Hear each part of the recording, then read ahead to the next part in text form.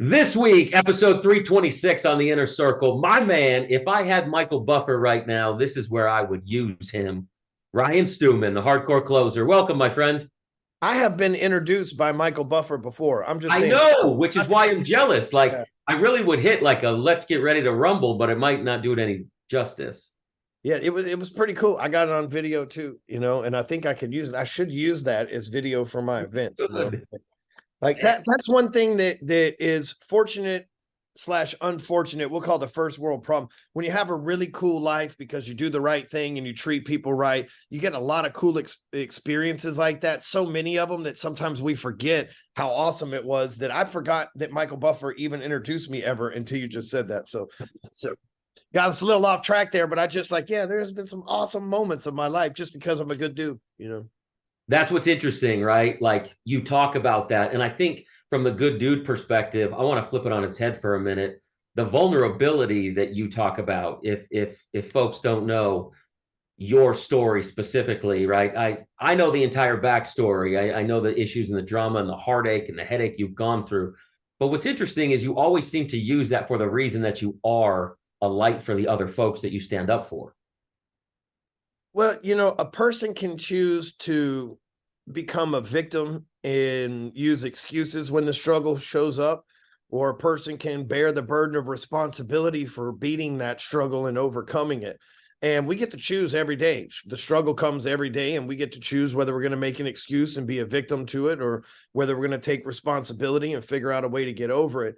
And for me, I decided a long time ago to live a lifestyle that I have it tattooed on my hands. Fuck your excuses. And this, it's on my hand as a reminder. And there's hundreds, like plural, hundreds of people that have it tattooed on them. And it's something that means something to us, because here's what happens to people.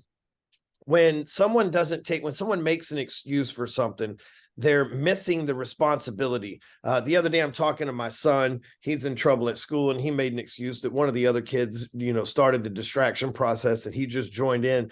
And I said, but if you put that blame and that excuse on that other person, then you don't get to learn the lesson I'm teaching you here, because you're not willing to accept responsibility. And then people go through life repeating the same mistake and then blaming it on somebody else.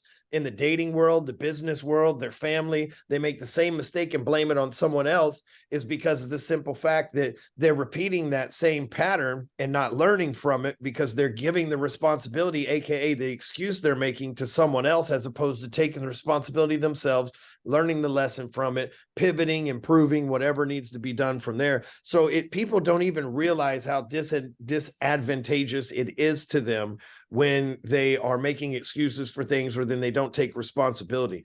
If I lose money on a deal, that's my responsibility to overcome that. I can't be like, oh, this is such and such issue. It's my responsibility to, whether I lost that money or not, I got to still pay the bills. I got to keep my word with the employees. I've got to keep my word with my vendors and everything else in my small business. Right. And so many people miss that. Because of that responsibility, I've gotten really good at being responsible.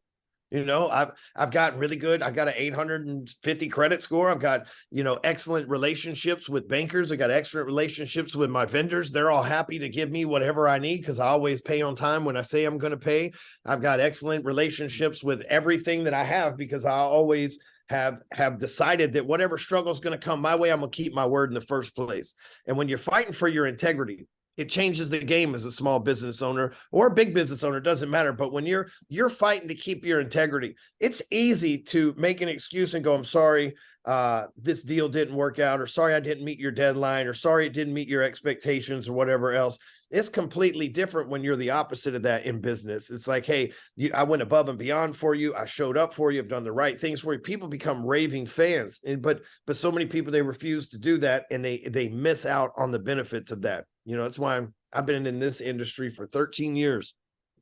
And I have seen so many people come and go, Travis, just so many people come and go. 1 minute, they're the hottest thing. And that's the thing, is that everybody wants to be the hottest thing in the industry. And I've been sitting back for 13 years, and I've never been the it guy. And I've got my own momentum, and a lot of people look up to me, and I'm one of the OGs that a lot of people model. And I've been at this almost longer than anyone. There's a few guys, Grant Cardone, Tony Robbins, a couple of those guys been at it a little bit longer than me, but not many. And I say that because a lot of people look up, and I still think of it all the time is a lot of people coming and going. And when someone's that it person, I always, in the beginning, it's like, one of these days I'm gonna be the it person, man. I seem to watch those guys fall pretty quick, So I'm like, hey man, I just want to be like right behind the it person. Let someone else get all that negative attention that comes with that. And I just pick up leads from the comments, so it's a You're long answer to that question, but no, that's no, my no. It's good. It's good. A couple things I want to dive. It's like when you're on that long road trip and you got that car in front of you that wants to make it a point that he's faster. You'll let him get the ticket, yeah, exactly.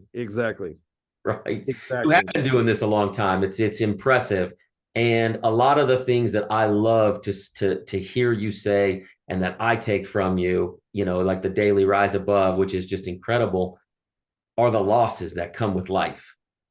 And I think there's I'm not sure if it's social media. I'm not sure maybe where it came from. But when did we start to not celebrate or talk about or digest these losses? Everything in Instagram land is so filtered and so fake and so phony. Why don't we speak about that? Is it a man thing? Is it a vulnerability thing? Is it a social media thing? What is it? Well, allow me to put a tinfoil hat on here for a second. But I think the devil's hard at work, especially in America these days. I don't live anywhere else, so I don't know. But I think the devil's working harder than Kris Jenner right now. And the reason why I say that is, if it's hard to be the truth, I've been doing this since 2008. I've been putting videos on YouTube.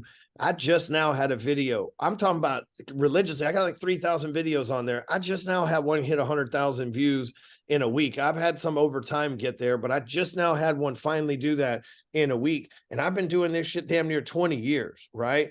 And it's hard. That's the truth, though. It took me 20 years to get the fucking video to be able to do that without running ads to it, to finally get this thing nailed and organic. And it's really 17 years, but you get the point, right?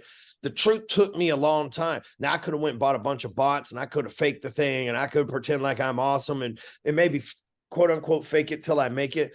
But the truth is what's going to make me better, right? If let's just take the internet marketing side away from this, and let's just change let's say I'm an electrician. Okay. And I wire houses, and on paper, because I cheated off my neighbor, it looks like I can wire a house.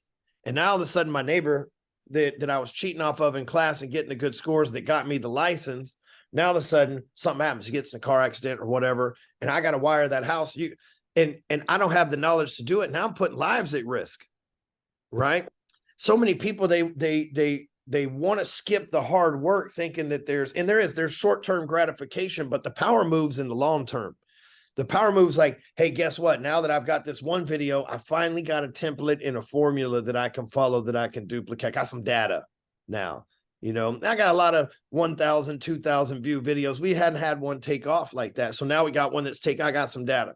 What do we do? Oh, it worked on YouTube. I bet it'll probably work on Instagram too, right? Like I'm learning these things the hard way, but so many people, I watch them, they come up out of nowhere, they buy 1 million. Like, nobody heard of you, motherfucker. And you got 1 million followers, 4 million followers, 12 million followers, 20 million followers. Like, man, you got 4 million followers on Instagram and 3 comments on every post that you got, or the comments turned off on every post, and a bunch of 4 million likes. Like, dude, ain't no 4 million followers and 4 million likes. Just like the crazy things that we see over there. But the truth is, that's serving anybody that does that, is serving them short period. That's like, if you go get liposuction and you go right back to eating fat ass foods again, then you just did all that for short-term experience. It's not going to last you long-term.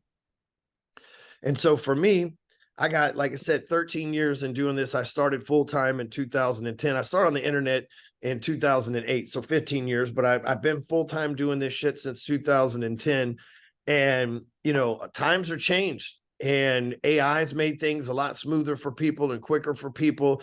Companies like Phone Sites, and we were discussing ClickFunnels and Go High Level, and the places that are out there making technology easier and better to use than ever. And it's an ever evolving industry that we're in.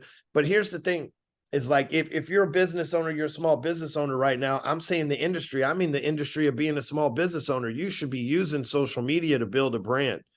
And the world's looking for authenticity. For me, I got out of federal prison, which would be my second stint in 2008.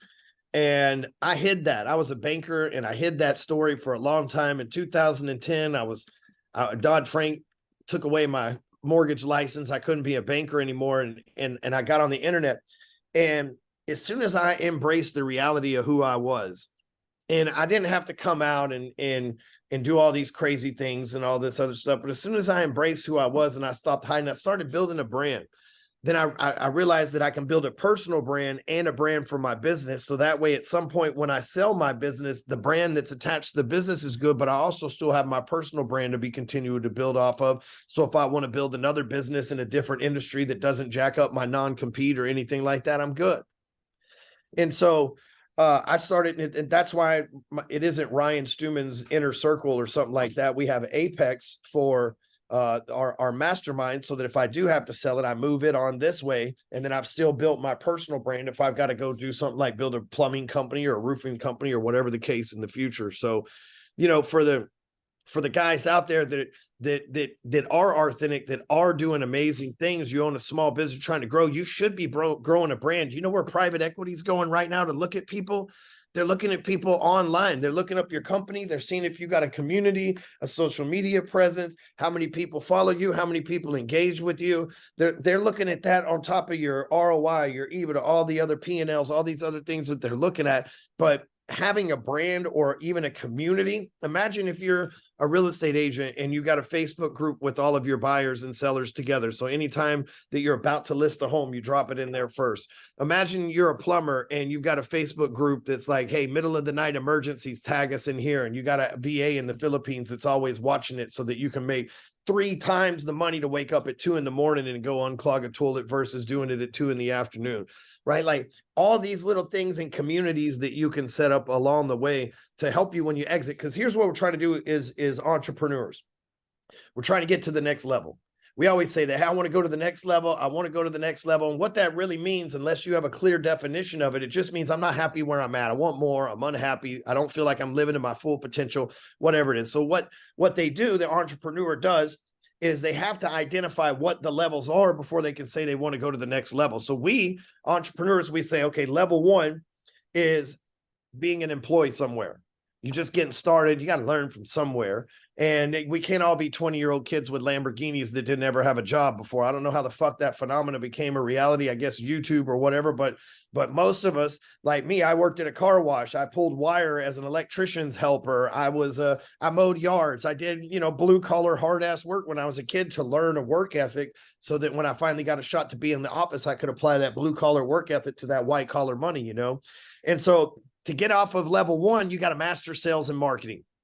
Okay. Because when you can go get your own leads and you can sell them, you can go do anything. When you learn the art of and master the art of sales and marketing, you go get your own leads and close them. You're the most dangerous you are a money generating machine. You are an ATM at that point because you know the game. That means that you know how to knock doors, you know how to build websites, you know how to use social media. It doesn't matter. If you know how to market and close deals, bam, you can go on to level 2, which is starting your own business, being a solopreneur, like what you were talking about before we went live here. So being self-employed, right? The self-employed entrepreneur. At that level, the only way that you're going to get to the next level, and this is where a lot of y'all fail, you get to that level and you're like, okay, I just need to double down on sales and marketing. I just need to get better at sales and marketing. You go buy more sales training, you go buy more marketing books, you go to more conferences.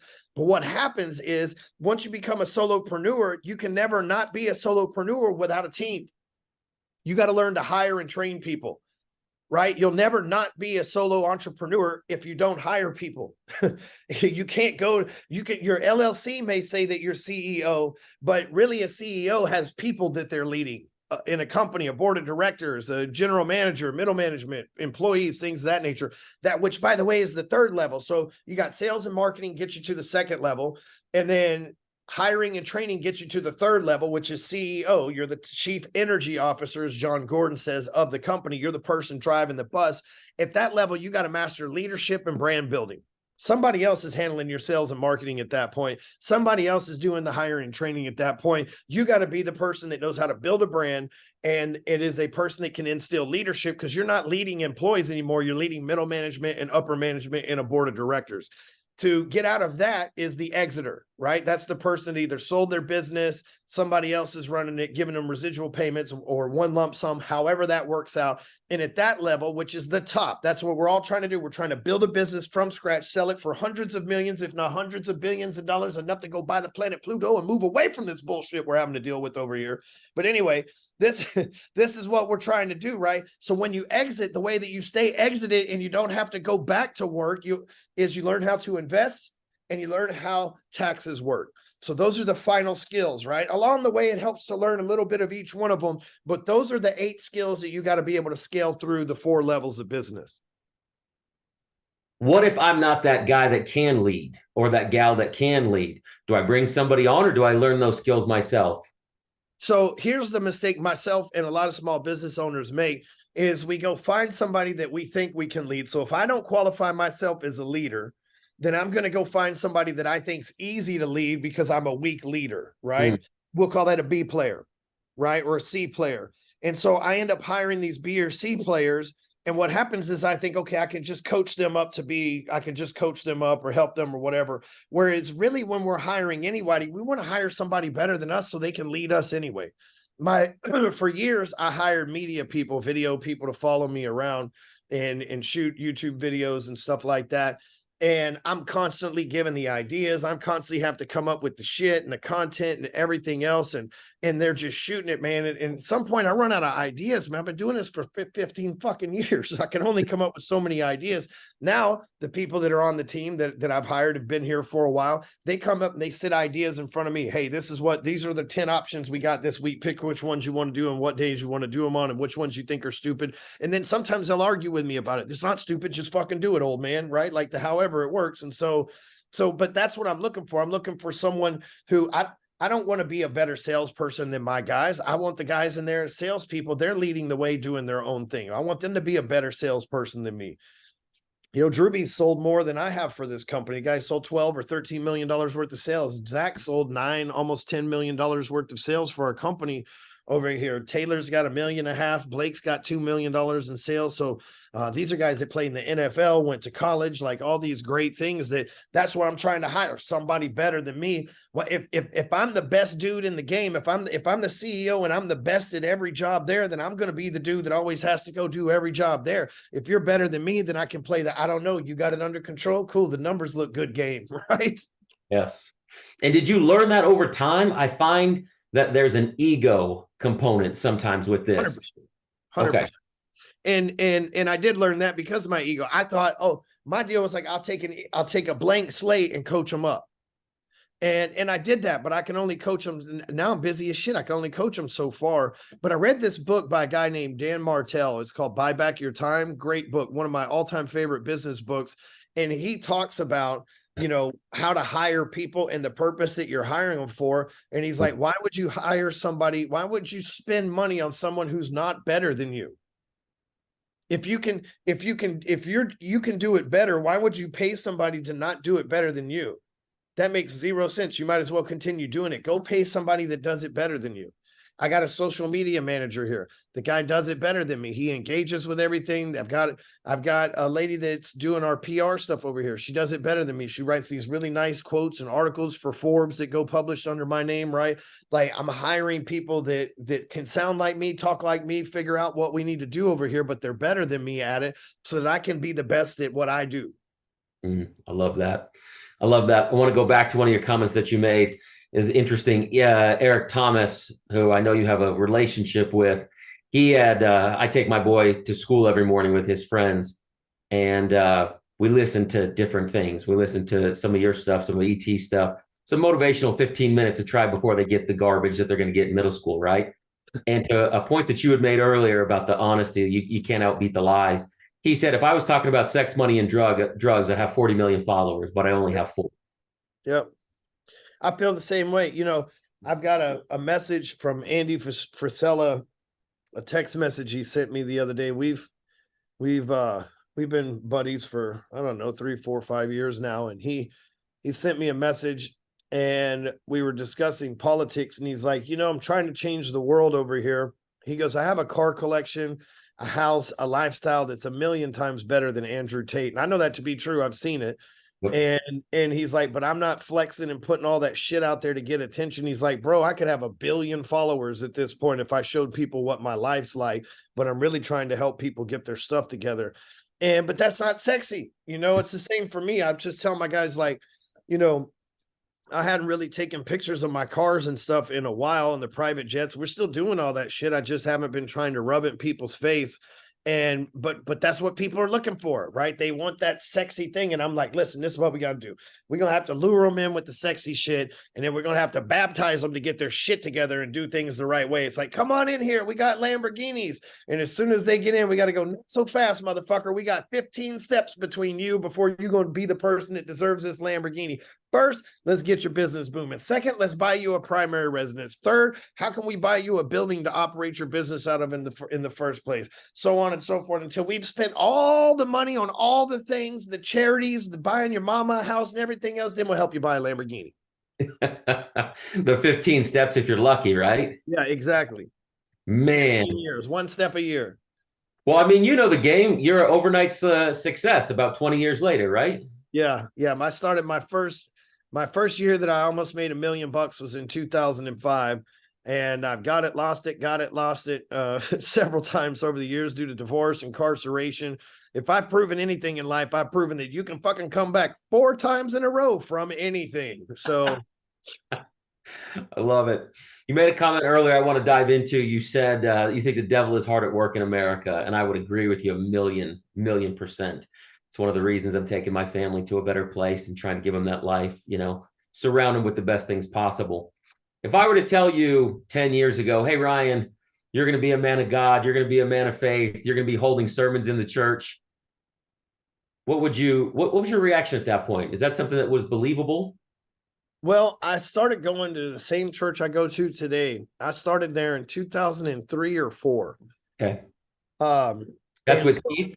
Yes, with Keith. And that's really the only church I've ever been to other than like weddings and funerals. Can you tell that? I didn't plan this, but can you tell that story? I think it's a hilarious story. Like yeah. So I met this chick on the freeway, and she ended up being a stripper. And I went to like the strip club. So this is pre-internet and shit, right? So I'm driving down the freeway, and this chick's driving, and I don't have a cool car or nothing like that. I'm just some broke ass car wash convicted felon motherfucker, right? And she pulls up next to me, and she's like, hey, take down my number. And I'm like, all right, cool. And so I get to my friend's house, and I was like, should I call this chick or what, man? Because I'm kind of like a shy dude, I'm like 21, I guess, maybe 22.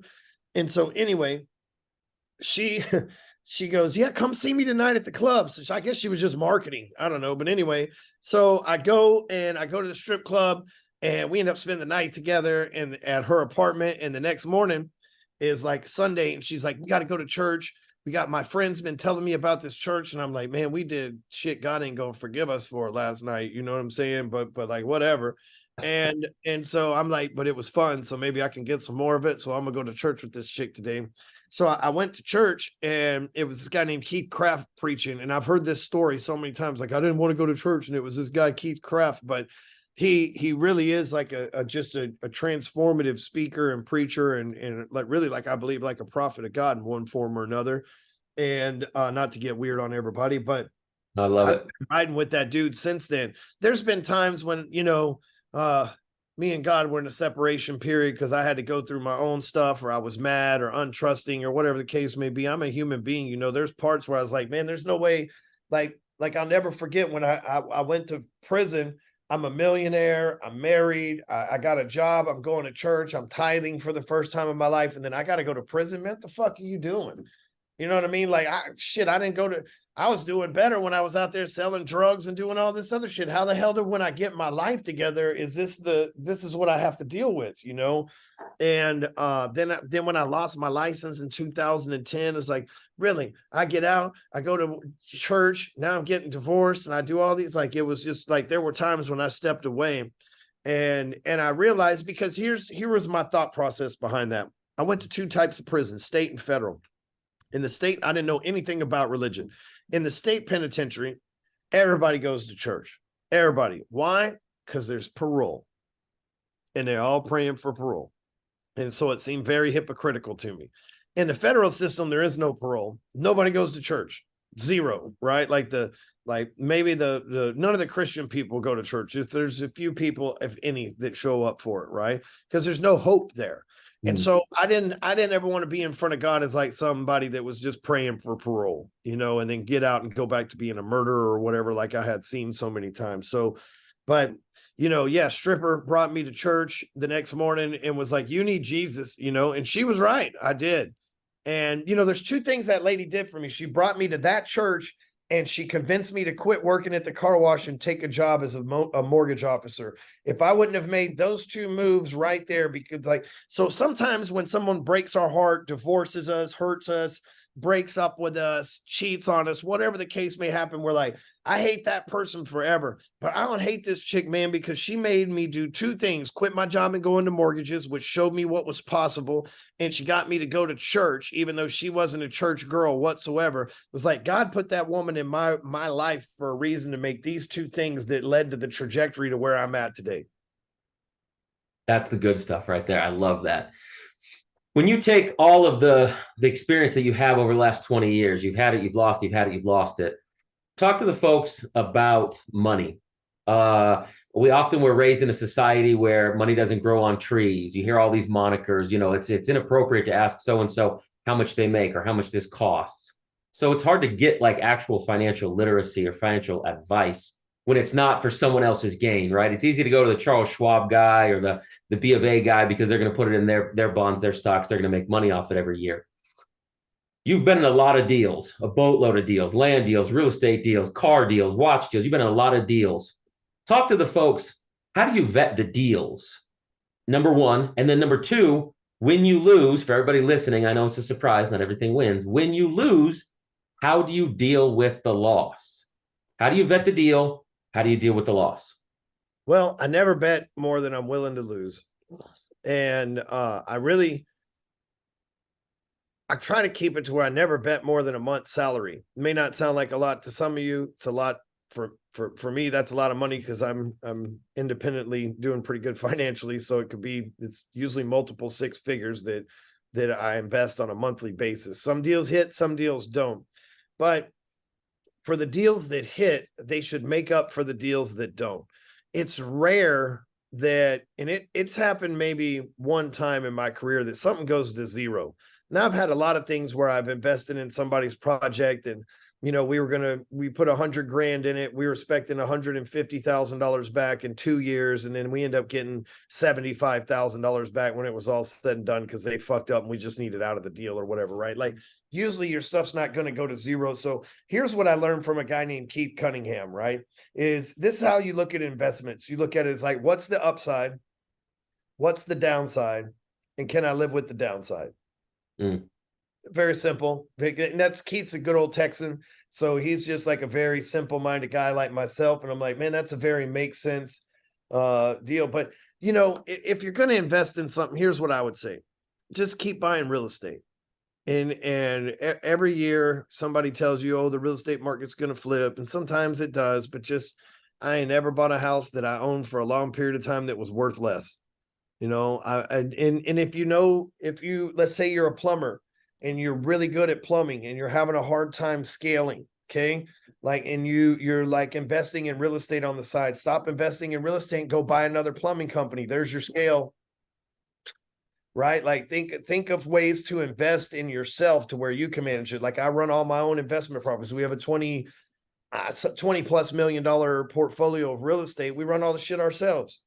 And it's not that much. It's some of it's commercial, some of it's residential, some of it's raw land, but we run all the shit ourselves. It's not that big of a deal to manage. Now we've gotten good over the years at it. We didn't just come take all this on at once, but that's how it works. So man, when you're out there and you're wanting to know what to invest in what you know. If you're a plumber, go buy another plumbing company. You're like, well, I only got 20 grand. Cool. Tell them you'll put 20 grand down and finance the rest through them. There's always a way to work out. Here's the thing about business. It is what you make of it. It's all about the paperwork and the the agreement that you get everybody to agree with. Brad Lee one time told me, he's like, you could put anything in an operating agreement. He goes, I put that I've got a super vote in mind so that no matter what the fuck they vote for, my vote's the only one that really matters anyway. Like, he goes, they sign it. That's how it works. It holds up in court. It is what it is. You can put whatever you want in an operating agreement in a business. You can finance things however you want. And as long as you're not defrauding banks or lying to somebody for tax returns or whatever the case may be, there's a million different ways that you can get creative. If you're a small business owner, you're wondering what to invest in, I would go watch Cody Sanchez. She's got some really good, make sense, small business, easy to follow, understandable, just getting started content all over YouTube. And she's really good at that stuff. So I would recommend following her. I love that. I love real estate. My business partner and I, we've been on second base in real estate for the last 15 years. Just very simple, Midwest and the South, and accumulating as many properties as possible over the years. And now we're many years into it and a few hundred doors, and it always cracks me up because we went through the '08 crash, we went through the 2010 upcycle. Now we're back, everybody with their speculation, and here we are still buying more because, like you said, we're investing in what we know. Yeah. Yep, exactly. Invest in what you know. Relationships. We've talked about business relationships. I want to talk personal relationship with these folks out there. I've been married 15 years. We've got 4 little ones. A lot of people know my example, my wife, our ethics, our ethos, our vibe. I love that you always speak highly about your significant other. It's one thing that I really applaud you for. I love about you and respect you for. Talk to the folks out there. How do we form that relationship? You've got a boatload of stress. Maybe you have a little bit of money. Maybe you have a lot of money. You've got a lot on your plate. How do you carve that time out for the missus, and why is it so important to you? Yeah, we do date night every week for 9 years, like clockwork, right? It's tomorrow night. We're going to her best friend's art reveal at some art gallery. I'm doing some shit that's totally not in my wheelhouse, but that's what I do because she's done a bunch of date nights that weren't in her wheelhouse that I've had her do, right? And so but yeah, we've done date night once a week, every week for 9 years, unless I was on the road or unless we were sick, which has maybe been 6 times in 9 years. And because if I'm on the road, we usually do it on Wednesday. Tomorrow we're doing it Thursday because the art gallery reveals, so we just swap the day around. But that doesn't mean we got to stay out all night either. Usually on date night, we meet up at 6 o'clock at some restaurant. We're home by 8:30 to tuck the kids in for dinner. But it's a few hours that we dedicate towards each other. Sometimes we talk business. Sometimes we tell each other nasty things we're going to do to each other when we get home. Sometimes we drink. Sometimes we don't. I haven't been drinking for 60 days now. So I haven't been drinking so much, but she's making up for me.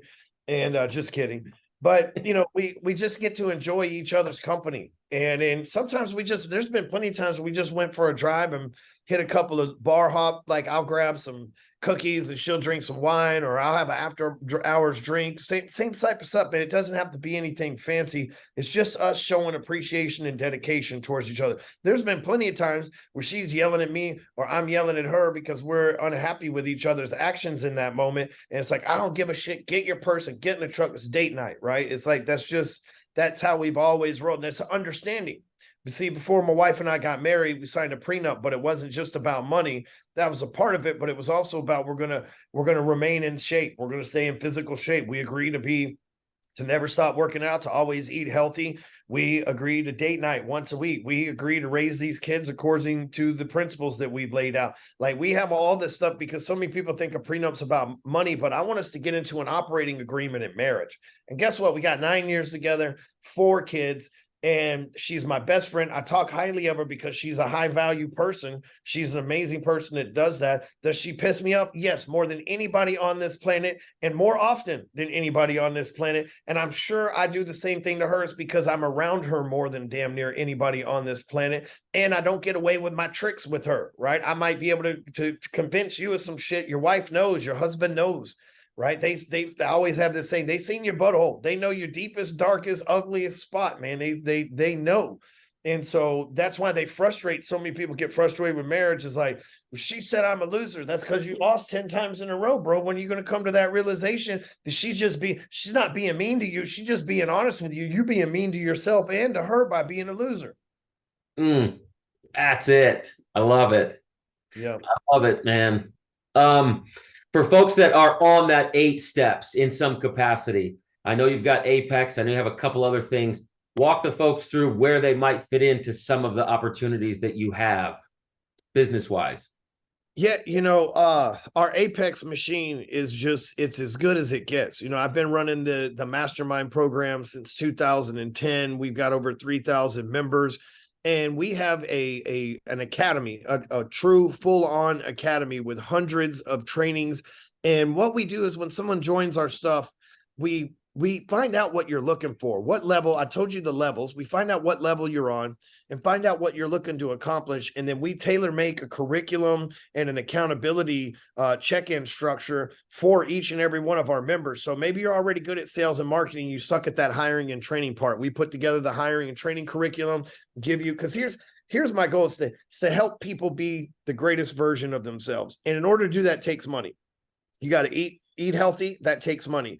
You got to have your vitamins. That takes money. You got to have your finances handled so your stress is low. That takes money. Like if you're going to be the greatest version. So we help people get money and then show them how to use that money to invest in themselves. And I don't just mean by buying another seminar. What I mean is by investing in themselves, growing their own personal business, taking care of their health so they can enjoy the fruits of their labor long-term, taking care of their marriage so they don't work their ass off and she walks away with 50 to 70% of their net worth and all 100% of the pussy. You know what I mean? Like I'm trying to help these people get because if we truly all focus on becoming a greater version of ourselves, if we truly, as all entrepreneurs, we become better business leaders, we become better husbands and wives, we become better parents, we become better community organizers and neighborhood leaders. If we all become better, that's how we gonna beat the devil that's hard as work in this country. Right now, he's got all the lazy people on his team, right? Want to do smack and fuck the population up? Dude, come join my team, right? Want to go transport kids or whatever the hell all these other people weird, come join my team. It's going to take enough of us doing the hard work, just like our ancestors did, to turn this thing around. They didn't come over here and fight all these wars against all these redcoats for us to turn around and surrender it to a bunch of blue hairs. You know what I mean, folks? I love it. I don't want to end on anything other than that, but I do want to ask this question. I've got 4 little ones. You've got 4 little ones. And most of what I do, most of what you do is for them. What's the legacy? What's the message? You and I are gone. We're dead. What's the message you want them to hear if they're watching this right now? I made a video about this. The truth is I'd like to say something fancy and something motivational, but here's the key to success. I'm going to give it to the world right now. The absolute key to success is just never quit. And what that doesn't mean if you have a bad idea, like if you created something that's a horrible idea, you might have to quit on that, but never quit trying to figure out what that good idea is. Right? Never get to a point where you're like, I give up. I can't do this. I'm never going to do it before. Do you know how many entrepreneurs and business owners have slept in their buildings, have written hot checks to be able to do payroll for just that they needed a few days to get by until they hit a jackpot somewhere? How many of them have had to do just all sorts of gray area stuff just to make it float to take care of their people? No good thing comes without sacrifice, and sacrifice makes you want to quit. And you might have to pivot, but as long as you never quit, that's the true key to success. Nobody that I ever met in my entire life that is successful go, well, I got here because I quit. Man, I love it. Mic drop on that one. Ryan Stewman, the hardcore closer. I'm going to find that clip. If I can't get it online, I need it from you because I need Michael Buffer to intro you on this when we air it to the world. Let's do it. Let's do it. All right, brother. I appreciate you. I love you so much. Have a good one. You too.